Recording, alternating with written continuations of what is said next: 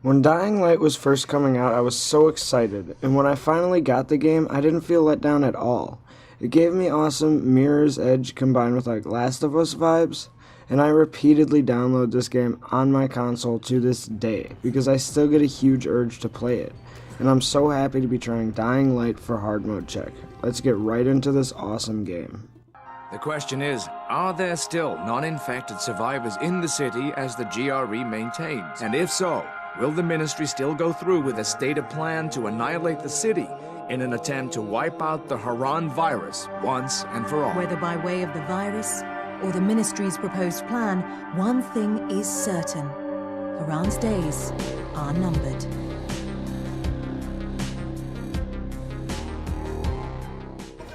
Coming in, the game does a very good job at connecting you to the story because you get saved by Jade and you get brought to the tower and you get made to prove yourself. I didn't expect anything here to be difficult, and it wasn't at all.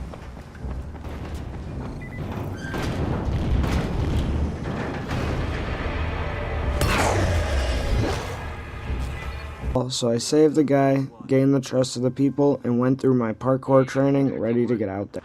Not bad for a new guy. Perhaps I misjudged you. I knew that the parkour isn't really a thing you can make much more difficult, so coming into this I knew it would be my best bet in a bad situation to focus on it much more than the combat.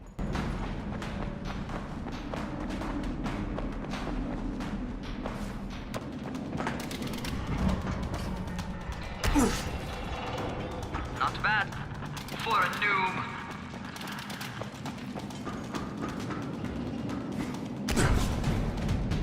Alright, get up on that scaffold. And don't fall, because there sure as hell ain't no net. That's my favorite. Cat grab and muscle up. You won't survive outside for 10 minutes if you can't do that. Good job.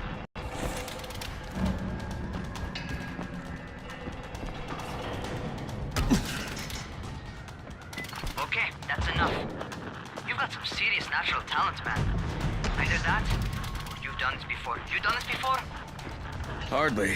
The closest I ever came to this was running track in high school. Well, then you're a fucking prodigy. Never seen anything like it. Hello? Anybody there? After that, I made my way to Dr. Zere and got my antizin shot because of the seizure I had after parkour training, and then headed on to arm traps for Spike. And during that, I got my first safe house, and with that mission a success, I finally went to start the game and the world was mine. My first night after looking for the drop genuinely terrified me compared to regular game difficulty. I could tell I was seeing faster, I could tell the enemies were faster, and I was just happy to be home afterwards. It was extremely fun, and I ended up even going out at night more this playthrough because it put me in some crazy situations.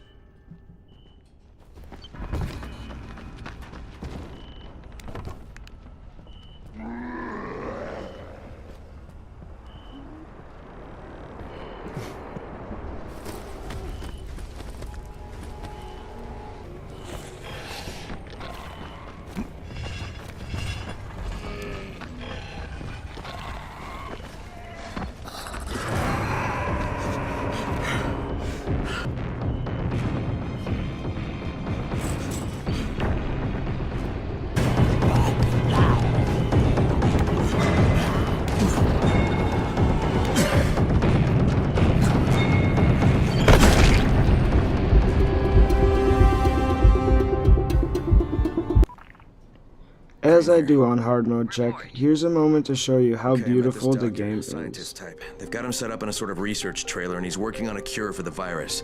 His name is Zere. Hello? Do you copy? While I was exploring the tower, I found an arcade game that I hadn't found in any other playthroughs, and I was very interested, so I hopped right into it, very excited, and ended up doing one of the dumbest things I've ever done in a game.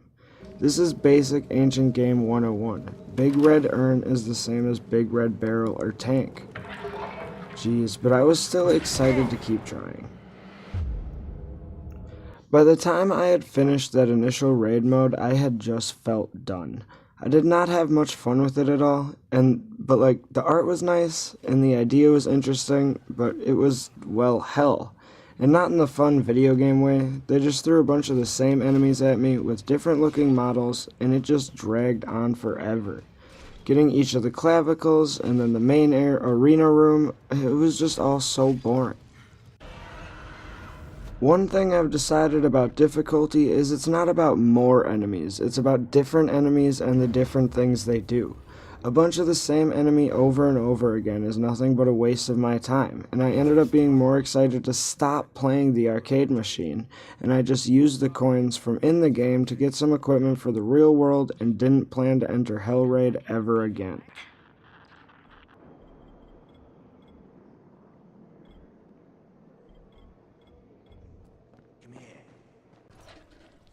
I proceeded to do a bunch of missions for Rise in an attempt to get Antizin, which, if I truly had the choice, I would have never done.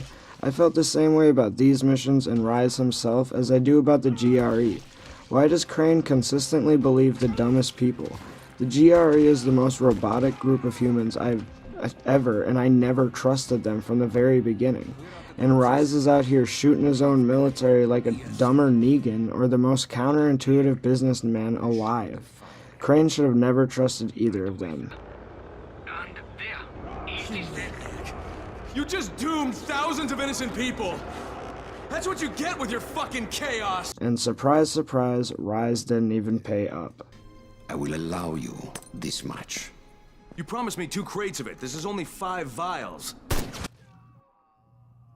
For payback, Jade and I had ransacked one of their locations, which brought me 0 issues. It was kinda nice, but like the pattern I'm starting to see with everything else, it really dragged. But in the end we found explosives, not Antizin like we had hoped. But what a perfect coincidence, because Rahim, the little dude from the start, wants to blow up a nest, and we just got the explosives, so that would be nice to do. So I'm thinking, if we planted some explosives. Oh, Jesus. Raheem, you're not still on that. Crane, we have to do this.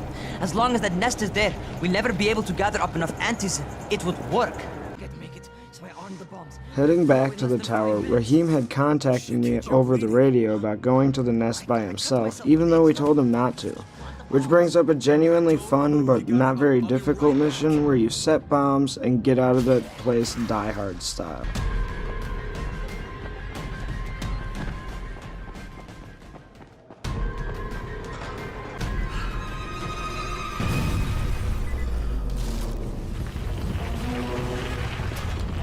Hey, Raheem!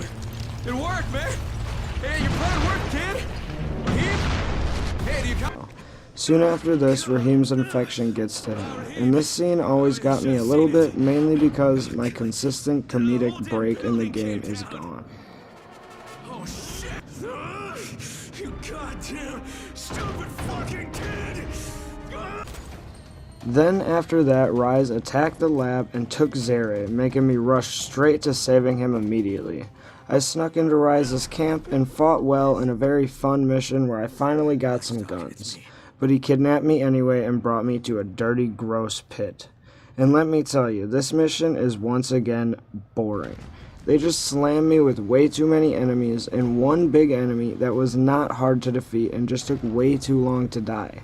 This was extremely disappointing to me because I loved this game.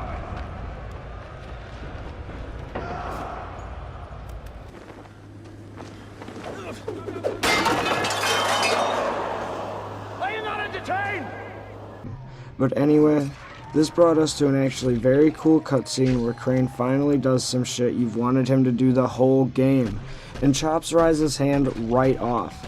Sadly, Zere himself had already died, so Crane left and made his way back to the tower, which was probably the most fun part of this entire mission, except for all the stupid seizures that made me slow as hell.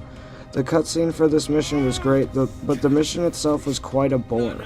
And especially disappointing because this was the end of my 3 days of Dying Light, and I was relieved and happy to be done. But I felt unsatisfied by the whole situation and actually didn't want to finish the game, which is a first for me on this channel and a very sad first for the series in general. I will forever like playing Dying Light, and I genuinely love the game so much, and the parkour alone in itself is just so fun. But this difficulty is not worth it, and it's boring.